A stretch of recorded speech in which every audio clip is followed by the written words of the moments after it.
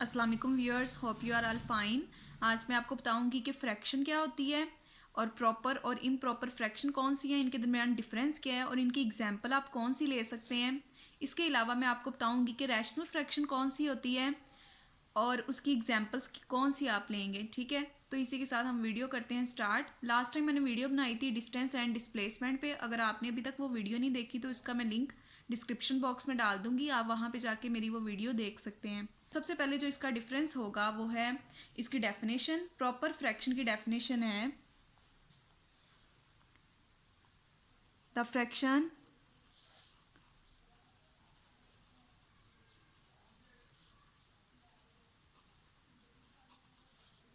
which has numerator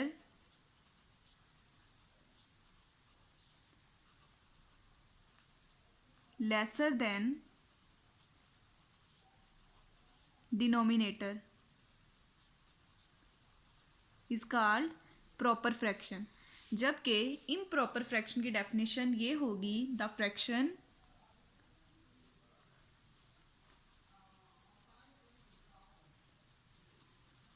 which has numerator greater than or equal to denominator is called improper fraction। Fraction वो होती है जिसके अंदर दो नंबर्स आते हैं, एक नंबर न्यूमरेटर में होता है, दूसरा डिनोमिनेटर में होता है। जबकि प्रॉपर फ्रैक्शन वो फ्रैक्शन होती है जिसमें न्यूमरेटर डिनोमिनेटर से लेस होता है। ठीक है, इसी तरह अगर हम इम्प्रॉपर फ्रैक्शन की बात करें तो इम्प्रॉपर फ्रैक्शन में न्यूमरेटर डिनोमिनेटर से ग्रेटर भी हो सकता है और उसके इक्वल भी हो सकता है।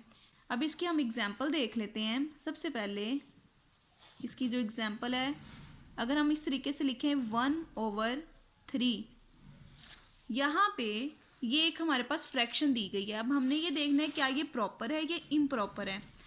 फ्रैक्शन वो होती है जिसमें न्यूमरेटर भी आ रहा हो और डिनोमिनेटर भी आ रहा हो। यहाँ पे ऊपर जो लिखा हुआ है नंबर 1, इसे कहते हैं न्यूमरेटर, और जो ओवर के नीचे होता है, ओवर में लिखा होता है, उसे कहते हैं डिनोमिनेटर। ये एक फ्रैक्शन है। अब इसकी डेफिनेशन के अकॉर्डिंग न्यूमरेटर क्या होता है, लेस होता है डिनोमिनेटर से प्रॉपर में। तो यहाँ पे देखें हमें नज़र आ रहा है कि न्यूमरेटर डिनोमिनेटर से लेस है, इस वजह से ये फ्रैक्शन प्रॉपर फ्रैक्शन होगी। ठीक है, इस तरह और भी आप इसकी एग्जांपल्स लिख सकते हैं, जैसे कि 4/5 है, ये भी एक प्रॉपर फ्रैक्शन है। इसके अलावा 2/9 भी एक प्रॉपर फ्रैक्शन है। अब हम बात करते हैं इम्प्रॉपर फ्रैक्शन की एग्जाम्पल्स की। यहाँ पे सबसे पहले मैंने एग्जाम्पल लिख दी है 3/3। 3/3 यहाँ पे न्यूमरेटर और डिनोमिनेटर दोनों इक्वल हैं। अगर ये दोनों एक दूसरे के इक्वल हैं, इसका मतलब ये प्रॉपर नहीं होगी, इम्प्रॉपर फ्रैक्शन होगी। क्योंकि इम्प्रॉपर फ्रैक्शन की डेफिनेशन ये कहती है the fraction which has numerator greater than और इक्वल टू द डिनोमिनेटर, यानी कि इसमें न्यूमरेटर ग्रेटर भी हो सकता है और डिनोमिनेटर के इक्वल भी हो सकता है। इसके अलावा इसकी हम एग्जाम्पल ये भी लिख सकते हैं 5/2, जो कि एक इम्प्रॉपर फ्रैक्शन है क्योंकि यहाँ पे न्यूमरेटर डिनोमिनेटर से ग्रेटर हो गया है।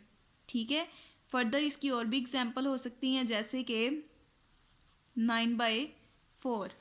इन एग्जाम्पल से आपको प्रॉपर और इम्प्रॉपर फ्रैक्शन क्लियर हो गया होगा। नेक्स्ट हम देखते हैं कि रैशनल फ्रैक्शन कौन सी होती हैं। अब हम डिस्कस करेंगे रैशनल फ्रैक्शन को कि रैशनल फ्रैक्शन क्या होती है। सबसे पहले हम देखेंगे कि इसकी डेफिनेशन क्या है। A fraction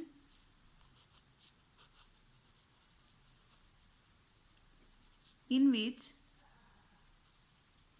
numerator and denominator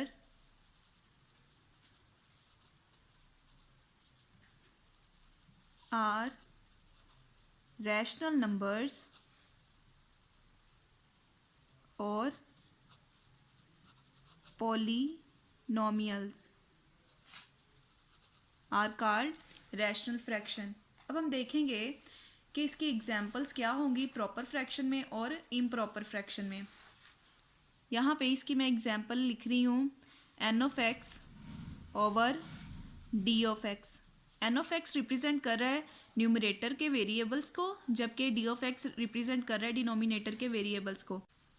अगर न्यूमरेटर के वेरिएबल्स की डिग्री डिनोमिनेटर के वेरिएबल्स की डिग्री से लेस हो तो हम उसको कहेंगे ये एक प्रॉपर फ्रैक्शन है। जैसे कि इसकी एक एग्जांपल लिख लेते हैं, x over x square plus 1। यहाँ पे न्यूमरेटर में जो वेरिएबल की डिग्री है वो आ रही है 1 और डिनोमिनेटर में वेरिएबल की डिग्री आ रही है 2। इसका मतलब ये है कि 1 जो है वो लेस है 2 से और ये एक प्रॉपर फ्रैक्शन है।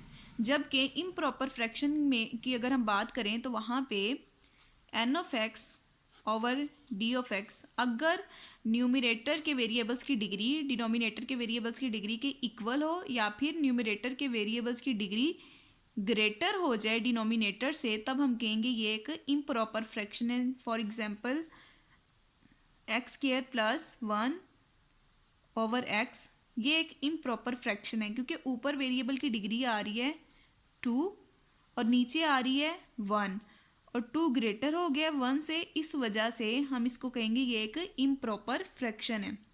ठीक है, इसी के साथ आज हमारी वीडियो होती है ख़त्म। नेक्स्ट मैं आऊँगी एक नई वीडियो के साथ, उसमें मैं आपको बताऊँगी कि प्रॉपर फ्रैक्शन और इम्प्रॉपर फ्रैक्शन को ऐड कैसे किया जाता है और सब्ट्रैक्ट कैसे किया जाता है।